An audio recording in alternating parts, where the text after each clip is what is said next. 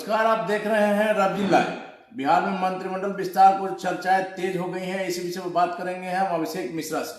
अभिषेक जी, बिहार में मंत्रिमंडल विस्तार की जो चर्चाएं हैं, जो चली थी, लेकिन पिछले दिनों से शांत था, लेकिन फिर से सुगबुगाहट बढ़ गई। देखिए, मंत्रिमंडल विस्तार की सुगबुगाहट तेज हुई है। इसकी दो प्रमुख वजह है और दोनों बड़ी महत्वपूर्ण वजह है। और उसकी वजह से सिर्फ सुगबुगाहट तेज नहीं हो गई है, बल्कि ऐसे आसार नजर आने लगे हैं कि शायद बिहार में नीतीश कैबिनेट का विस्तार बहुत जल्द होने वाला है।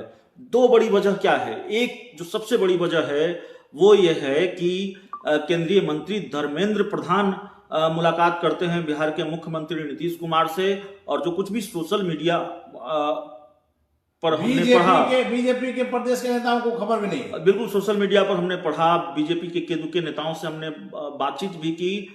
कमोबेश उन्होंने कंफर्म किया, पूरी तरह से नहीं कंफर्म किया, लेकिन कमोबेश कंफर्म किया कि बड़ा सरप्राइजिंग रहा जो धर्मेंद्र प्रधान हैं उनका और नीतीश कुमार का एक साथ आना, उनके घर पर मिलना। और बीजेपी के जो बड़े बड़े नेता थे उनको भी जानकारी नहीं थी, जानकारी बाद में हुई। तो आखिर धर्मेंद्र प्रधान जैसे बड़े नेता मुख्यमंत्री नीतीश कुमार से मिलते हैं। और आप जानते हैं, इसी तरह एक बार नित्यानंद राय मिले थे और वो भी मुलाकात बड़ी अजीब मुलाकात थी। नित्यानंद राय कहीं कार्यक्रम में जा रहे थे, उनको दिल्ली से आला कमान का फोन आता है, जो मीडिया रिपोर्ट्स के हवाले से खबर आई। और उसके बाद नित्यानंद राय भागे भागे सीएम हाउस पहुंचते हैं। तो आखिर ये मामला क्या है? अब दूसरी वजह क्या है? दूसरी वजह यह है कि खबरें आ रही हैं कि डिप्टी सीएम रेणु देवी दिल्ली तलब की गई हैं, उनको दिल्ली बुलाया गया है। और इसको लेकर इसी वजह से ये कयास लगाए जा रहे हैं कि बिहार में मंत्रिमंडल विस्तार की सुगबुगाहट है और बिहार की सियासत, बिहार अब उस दिशा में बढ़ रहा है। मंत्रिमंडल विस्तार को लेकर एनडीए में बड़ा फैसला हो सकता है। और मंत्रिमंडल विस्तार की बात करेंगे तो कई चेहरों को मौका, कई नए चेहरों को मौका मिल सकता है और पुराने चेहरों की छुट्टी हो सकती है। मंत्रिमंडल विस्तार को लेकर यह भी खबर है। कुछ सरप्राइज भी मिल सकता है। अक्सर जब हम बिहार की राजनीति पर बात करते हैं इन दिनों, तो खेल खेल खेल की बात करते हैं, कोई बड़ा खेल होगा, कोई बड़ा खेल होगा। तो उस खेल का कुछ असर या कुछ उस तरह का खेल भी आपको मंत्रिमंडल विस्तार में दिख सकता है। जो मेरी समझ है, जो हम समझ पा रहे हैं, और आप भी लगातार बात कर रहे हैं बिहार के अलग अलग राजनीतिज्ञों से, बिहार के बड़े बड़े पत्रकारों से अक्सर आप बातचीत करते हैं, समझने की कोशिश करते हैं। तो जाहिर तौर पर आप ये समझ रहे होंगे कि दरअसल क्या खेल हो सकता है। खास करके इन दिनों जब बीजेपी बिहार में सही में बड़े भाई की भूमिका में आ गई। बिल्कुल, बीजेपी बड़े भाई की भूमिका में आ गई है। और देखिए, सिर्फ बड़े भाई की भूमिका में नहीं आ गई है, यूपी में प्रचंड जीत मिली है, उधर से हौसला बढ़ा। उसके बाद बीजेपी बड़े भाई की भूमिका में बिहार में आ गई और मुकेश सहनी को पूरी तरह से निपटाने में सफलता हासिल की। लेकिन थोड़ा हौसला पस्त हुआ होगा बीजेपी का इस वजह से भी। बोचहां की सीट नहीं जीत पाई, बोचहां का इलेक्शन नहीं जीत पाई, और उसकी वजह से मुकेश सहनी, माफ कीजिएगा, बीजेपी का हौसला थोड़ा पस्त हुआ होगा। नहीं तो बीजेपी बिल्कुल फ्रंट फुट से खेल रही है। मुकेश सहनी के 3 विधायकों को अपने पाले में ले आया, यूपी में प्रचंड जीत मिली। और किस तरह से फ्रंट फुट पर खेल रही है आपको वो दिखता है बीजेपी के नेताओं के बयानों में, बीजेपी के प्रवक्ताओं के बयानों में, और बीजेपी कोटे के मंत्रियों के बयानों में कॉमन सिविल कोड की बात होती है, दूसरी चीजों को लेकर बात होती है। जेडीयू जब जाति आधारित जनगणना की बात करती है तो बीजेपी उस पर पलटवार करती है, और तमाम तरीके की बातचीत होती है। कई बार सीए और एनआरसी की बात होने लगती है। तो बीजेपी तो आक्रामक मुद्रा में है और बीजेपी फ्रंट फुट पर है। हालांकि नीतीश कुमार भी बहुत बैक फुट पर नहीं है। नीतीश कुमार ने भी संकेत दे दिए हैं कि अगर आप ज्यादा उछल कूद करेंगे तो हमारे पास विकल्प हैं। आपने देखा कैसे वो एक अने मार्ग से चलकर राबड़ी आवास गए, पैदल चलकर राबड़ी आवास गए। तेजस्वी यादव और राबड़ी देवी के साथ सहज नजर। अब तो लालू यादव भी बाहर हैं। लालू यादव एक आध सप्ताह में पटना आने वाले हैं। अगर आएंगे तो नीतीश कुमार उनसे मिलने भी जा सकते हैं, ऐसी खबरें भी हैं। और अभिषेक जी, एक चीज और गौर करने वाली बात है कि जहां बीजेपी से रिश्तों में तल्खी आ रही थी चिराग पासवान को, और मुख्यमंत्री नीतीश कुमार को भी रिश्तों में तल्खी थी चिराग पासवान, लेकिन इन दिनों चिराग पासवान से मुख्यमंत्री के रिश्तों में थोड़ा नरमी के संकेत मिल रहा है। बिल्कुल, अब मुख्यमंत्री नीतीश, आप कई बार अक्सर हम लोग बात करते हैं, अब चिराग पासवान की पार्टी के बड़े नेता हैं और जहानाबाद के पूर्व सांसद रहे हैं। नीतीश कुमार के बहुत पुराने सहयोगी रहे जी। हैं अरुण कुमार। अक्सर एक दिन जब उनसे हमारी बातचीत हो रही थी और नीतीश कुमार की जब मैं बात करता हूँ, उनकी पॉलिटिक्स की बात करता हूँ, उनकी कार्यशैली की बात करता हूँ, तो अरुण कुमार की वो लाइन मुझे याद आ जाती है। एक दिन इंटरव्यू कर रहा था, उन्होंने कहा कि देखिए, नीतीश कुमार के साथ मैं 24 सालों तक रहा हूं, अगले 24 मिनट में वो क्या करेंगे इसको मैं नहीं समझ पाया आज तक।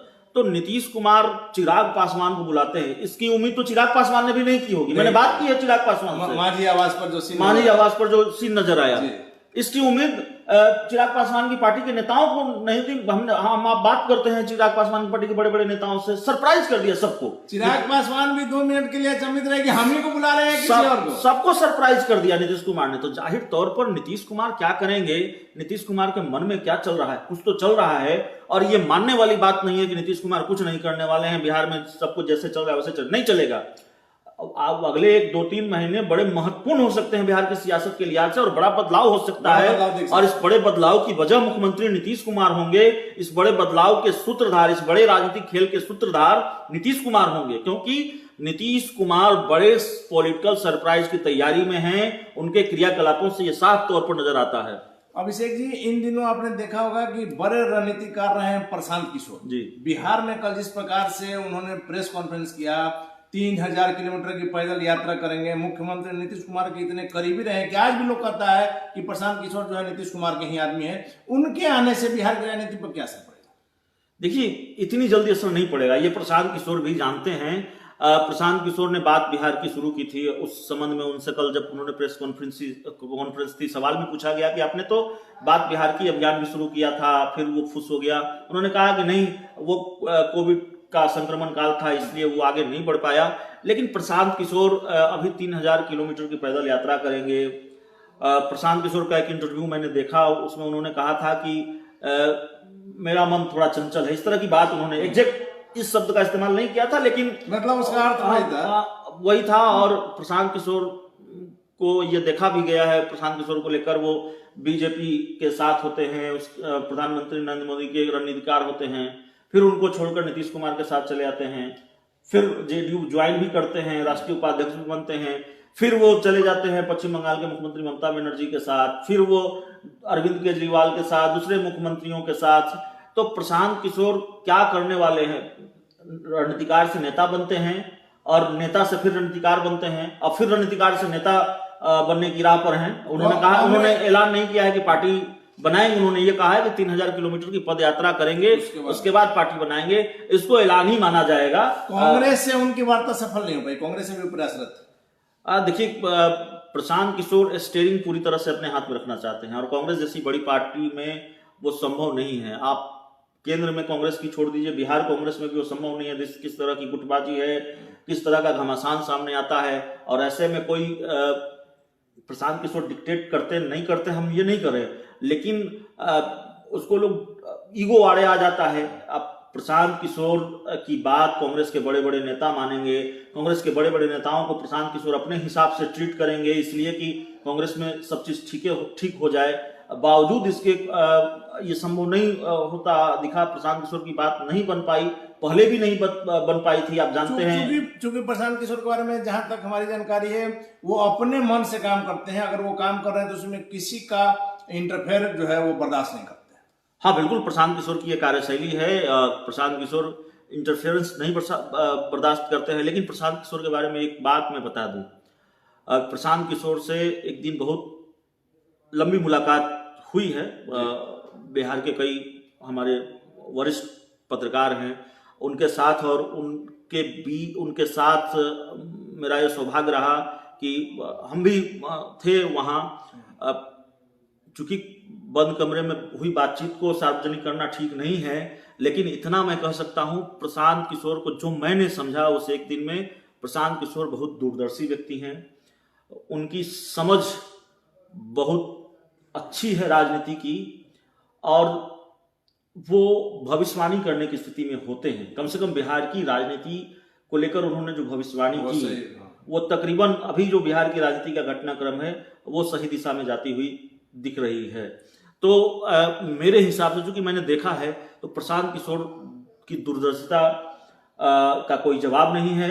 प्रशांत किशोर की राजनीतिक समझ बहुत अच्छी है और प्रशांत किशोर कुशल रणनीतिकार तो हैं ही, इसमें कहा नहीं जा सकता। तो प्रशांत किशोर कुछ नहीं कर पाएंगे बिहार में, यह भी नहीं कहा जा सकता। दलों में खलबली है, लोग जानते हैं कि प्रशांत किशोर बहुत कुछ कर सकते हैं, लेकिन प्रशांत किशोर के लिए भी इतना आसान नहीं होगा। बिहार की राजनीति जाति पर आधारित होती है, कई दूसरे मुद्दे होते हैं। आप अगर कहा गया कि प्रशांत किशोर बिहार का अरविंद केजरीवाल बनने की कोशिश कर रहे हैं, अगर कर रहे हैं तो दिल्ली का मामला दूसरा है, बिहार का मामला दूसरा है। दिल्ली एक छोटा प्रदेश है, शहरों की समस्याएं अलग होती हैं, यहाँ गांव की समस्याएं अलग होती हैं, बड़ा राज्य है। यहाँ मुख्यमंत्री नीतीश कुमार के सामने, भले ही मुख्यमंत्री नीतीश कुमार की पार्टी जेडी को 43 सीटों पर सिमटा दिया हो लोगों ने, या 43 सीटों पर सिमट गई हो पार्टी, लेकिन मुख्यमंत्री नीतीश कुमार के सामने उनके टक्कर का कोई बड़ा चेहरा बिहार में नजर नहीं आता है।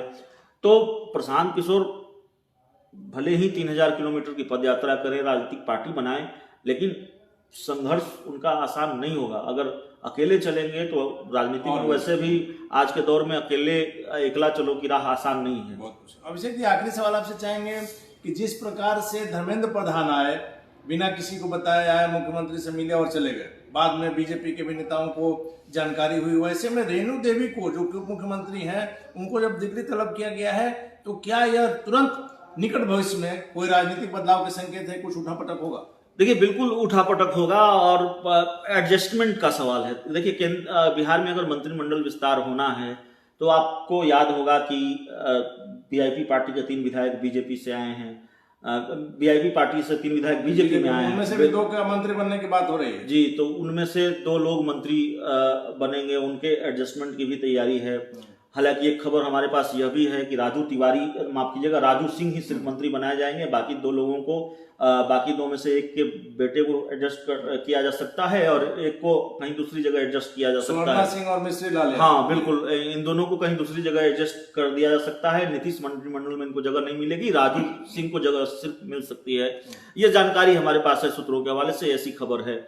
सहनी समाज से, चूंकि मुकेश सहनी को मंत्री पद से हटाया गया है, उनको रिप्लेस करना है, उनकी जगह किसी नेता को जगह देनी है, तो सहनी समाज से भी किसी कद्दावर चेहरे को, किसी वैसे चेहरे को मंत्री बनाया जा सकता है जिसका राजनीतिक लाभ बीजेपी ले सके। तो कुल मिलाकर यही गणित है मंत्रिमंडल विस्तार का भी। चलिए, धन्यवाद आपका। तो ये थे हमारे साथ अभिषेक मिश्रा जी, जिन्होंने बिहार के अभी वर्तमान जो राजनीतिक हालात है, जो राजनीतिक तापमान बढ़ा हुआ है बिहार का, इस पर प्रकाश डाला। आगे क्या होगा देखना काफी दिलचस्प होगा। फिलहाल आप बने रहें रवजी लाइव के साथ।